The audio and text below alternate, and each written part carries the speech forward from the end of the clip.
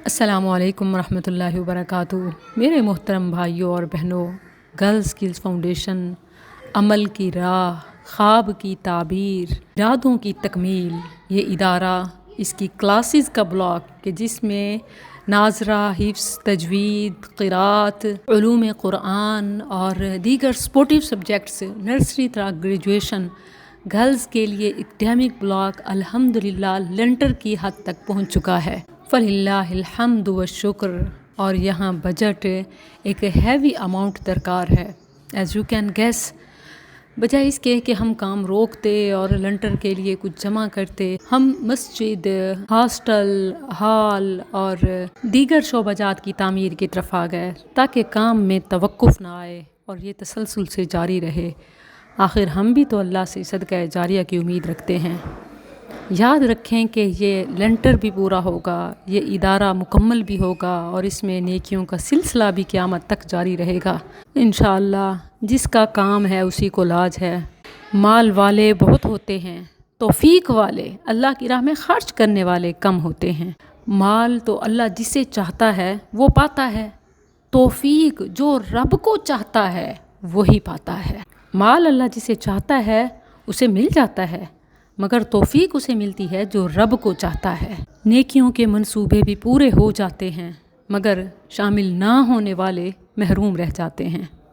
جنت کے قافلے منزل کو پہنچیں گے، ساتھ نہ دینے والے پیچھے رہ جائیں گے۔ لنٹر کے لیے آپ کا سریہ پہنچانا، سیمنٹ پہنچانا، ریت پہنچانا یا بجری، یہ سب اہم ہے، حتیٰ کہ مزدور کی مزدوری بھی، کہ جس کے بغیر کام پورا نہیں ہوتا۔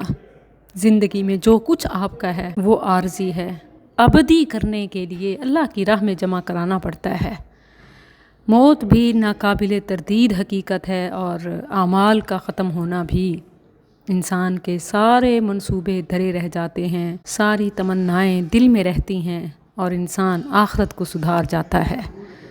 مسلمان ہو یا کافر، نیک ہو یا بد، امیر ہو یا غریب، منزل سب کی قبر ہے اور اس کے بعد راستے جدا جدا، اما فی النار و اما فی الجنہ۔ جنت یا جہنم میں سے کس راستے پہ ہم نے جانا ہے اس کا فیصلہ ابھی اسی زندگی میں کرنا ہے۔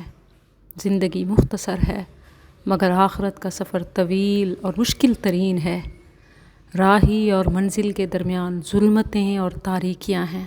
اسی زندگی میں اعمال صالحہ کی شمع جلائیں گے تو یہ نور روز قیامت کام آئے گا۔ زندگی میں کیے ہوئے کسی نیک کام کا اجر اللہ ضائع نہیں کرے گا۔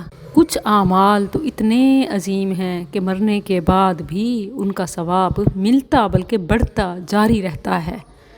دانا لوگ ایسا کاروبار کرتے ہیں کہ رأس المال بھی محفوظ رہے اور نفع بھی ملتا رہے۔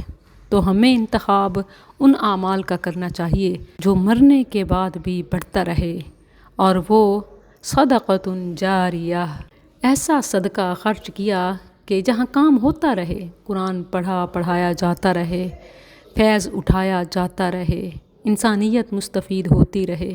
تو یہ سب کیا ہے؟ صدقۃ جاریہ۔ یہ اسکلز فاؤنڈیشن اسی کی نمائندگی ہے۔ او علم ینتفع بہ، دوسرا صدقہ جاریہ جس کی اللہ کے رسول نے ضمانت دی، وہ علم ہے جس سے نفع اٹھایا جائے۔ یہ قال اللہ قال الرسول کا نفع بخش علم یہاں بانٹا جائے گا۔ آئیے لنٹر میں شامل ہو جائیں۔ یا ولد صالح یدعو لہ، نیک اولاد جو دعا کرے، آپ کی روحانی اولاد اور آپ کی نسلی جسمانی اولاد یہاں آپ کے لیے دین سیکھے گی اور دعا کرے گی انشاءاللہ۔ تو صدقہ جاریہ کے اس کام میں شامل ہو جائے۔